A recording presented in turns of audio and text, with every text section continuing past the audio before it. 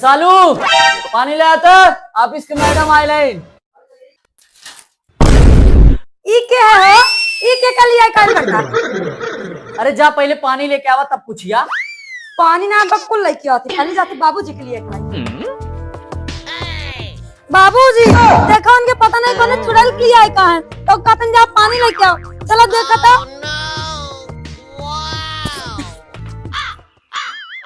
और मैडम जी यहाँ आके टेंशन लगत है, ठीक लगत है कि नहीं?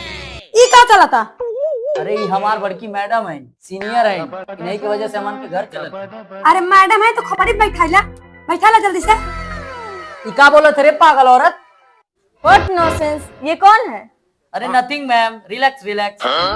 हम सब समझा था अंग्रेजी में का पोका था हमें घर आवत है ना हमें सब समझ में आवत बा।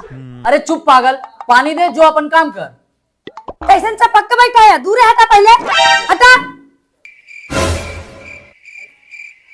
ला पिया पानी और जेका लेके आवा करना वायरस खिया पिया के लेके आवा करना। हम नौकरानी ना है मैंने खिया। चल निकल यहां से भाग से निकल मारे जा मारे। अब तू इतना इसे बाप लगे आज बात मैडम ये नजर ना रखे ठीक बा। हमार घर उजाड़े आ रहे ना तीस मर्च में हम वहां दोना करे। देखा बाबूजी मैडम लेके आ रहे हैं। मैडम